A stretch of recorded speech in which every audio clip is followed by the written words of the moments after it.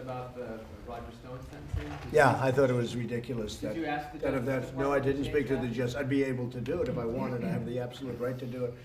I stay out of things to a degree that people wouldn't believe, but I didn't speak to him. I thought the recommendation was ridiculous. I thought the whole prosecution was ridiculous. And I look at others that haven't been prosecuted, or I don't know where it is now. But when you see that, I thought it was an insult to our country, and it shouldn't happen. And we'll see what goes on there. But that was a horrible aberration. These are I guess the same Mueller people that put everybody through hell, and I think it's a disgrace. No, I have not been involved with it at all. Would you consider commuting or? I don't want to talk about that now. I think it was a disgraceful recommendation. What do you think? They ought to be ashamed of themselves. What they've done to General Flynn, what they've done to others, and then the really guilty ones, people that have committed major crimes are getting away with it. I think it's a disgrace. See what happens. Go ahead, John. I was just going to say, Mr. President, you took on Michael Bloomberg, and Brad Parscale did as well, over stop and frisk. Yet in 2016 and 2018, you praised Rudy Giuliani for the stop and frisk program. So what's different about what Bloomberg said from what you believe? Well, I'll tell you what, I looked at it, and I watched him pander at a church and practically beg for forgiveness. I wouldn't have begged for forgiveness. I mean, he was doing his job at the time, and then when he went up to the church, I thought it was disgraceful. But I put something out, and it was pretty nasty. And I thought, I'm looking to bring the country together, not divide the country further. But when he went up to a church and he apologized for everything he's ever done, that was only for getting votes. And I think probably people understand that. Yeah, please. Mr. President, you're traveling to India later this month. I am. I just spoke with Prime Minister Modi, and it's going to be I don't know who's going, but he said we will have millions and millions of people. My only problem is, so last night we probably had 40 or 50,000 people, far more than anyone else. But when we have 50,000 people nowadays, fellas, I'm not going to feel so good, because he thinks we'll have 5 to 7 million people just from the airport to the new stadium. And it's the largest stadium in the world. He's building it now. It's almost complete, and it's the largest in the world. And he's a friend of mine. He's a great gentleman, and I look forward to going to India. So we'll be going at the end of the month. Do you plan to sign a trade deal with the Indians? They want to do something, and we'll see if we can make the right deal. We'll do it. Mr. President, do you know who Anonymous is? I don't want to say, but you'd be surprised. You'd be surprised, but I don't want to say. And can you talk a little bit more about some of the recent departures from the White House, including the Vindman twins and departures? I obviously wasn't happy with the job he did. First of all, he reported a false call that wasn't what was said on the call. What was said on the call was totally appropriate, and I call it a perfect call. I always will call it a perfect call. And it wasn't one call, it was 2 calls. There were 2 perfect calls. There was no setup, there was no anything, and he reported it totally differently. And then they all went wild when I said that we have transcripts of the calls, and they turned out to be totally accurate transcripts. And if anybody felt there was any changes, we let them make it, because it didn't matter. So we had totally accurate transcripts, and it turned out that what he reported was very different. And also, when you look at Vindman's, the person he reports to said horrible things, avoided the chain of command, leaked, did a lot of bad things. And so we sent him on his way to a much different location, and the military can handle him anywhere they want. General Milley has him now. I congratulate General Milley. He can have him, and his brother also. So we'll find out what happened. I mean, we'll find out. But he reported very inaccurate things. You understand that, John? When you look at his report, and then when you look at what actually the exact words. Fortunately, I had the words, because otherwise we would have had a lot of people lying, and we were able to do it. So fortunately, we had transcripts of those calls. I think you guys all agree with that, right? Yes. Wasn't it nice? After they said these horrible things and made up these horrible, horrible lies about what was said in the call, and then I said, here's the call. I had a transcript. If I didn't have a transcript, it would have been my word against their word. But there were other people on that call, too. Many people on that call. Mike Pompeo.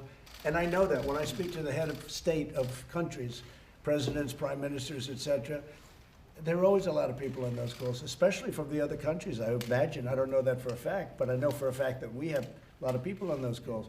Who would say something wrong? I wouldn't say it wrong anyway, but who would say wrong when a call is loaded up with, sometimes as many as 25 people, sometimes as many as 3 or 4 or 2, But there's always people on those calls. I fully know that. But that was a perfect call, and it wasn't reported the way it was reported, like, oh, it was so terrible. That was a very nice call. That was a very friendly call. A couple of things. The president, as you know, of Ukraine stated very strongly that there was no pressure, there was no anything, there was nothing wrong. And it was really a very sad state of affairs that our country wasted that much time on nothing. And I want to thank our 3 senators that are here for agreeing with me. Are there I more mean, you had one departures? grandstander. He's always been a Are there grandstander. more departures to come? Oh, sure. Oh, sure. Mr. Absolutely. President, when you say There that- always are. When you say that the military can deal with Vindman any way that they want, Yeah, well, it's up to them. are you suggesting He is should now, he is over with the military. Do you think he needs to face disciplinary action? That's gonna be up to the military, we'll have to see. But if you look at what happened, I mean, they're gonna certainly, I would imagine, take a look at that. But no, I think what he did was just reported a false call. If you look at what he said, and then, and I'll tell you, the one worse was, you look at Schiff. Take a look at what he did. He made up my conversation. And then we dropped the transcript, and he almost had a heart attack. Didn't he say 8 quid pro quos? Think of it. So 8 times I said the same thing, according to Schiff. If I ever did that, so you say it once, now you say it again. We're talking about a man that I've never even met before. Now you say it a 3rd time, a 4th time, a 5th time, 6th time, 7th time, 8 times. 8 times he said that I asked for the exact same thing in one call. After the 3rd time, they'd have to take you away, okay? He's a sick person. Schiff is a very corrupt politician, and he's a sick person. So he made up, totally made up. And because he's shielded, which a lot of people didn't know, but because he's shielded by the halls of Congress, you know, in terms of what he says, you can say anything you want. He made up a story. It was total fiction. And then at the end, he said, don't call me, I'll call you. That's a mob statement. Very famous statement in numerous movies, one in particular. That's a mob statement. Don't call me, I'll call you. He said that I said that. He said that I said 8 times quid pro quo. Well, there were no times quid pro quo, nothing. That whole thing was corrupt and a disgrace. And Romney's a disgrace for voting against. He's a disgrace. Okay, anybody else? Mr. President, Can I just ask you to elaborate a little bit more on stop and frisk? It's going to be a big issue in the coming days. Sure. Do you support that policy, and is it, as you said... I support is it- anything we can do to get down crime and to get rid of drugs. But I think when a man is with stop and frisk his whole life, and then he decides to go Democrat, and he goes to a church, and he's practically crying, it looked like hell, he's practically crying, saying what a horrible thing he did. I think that's so disingenuous. You know what I'm talking about, fellas.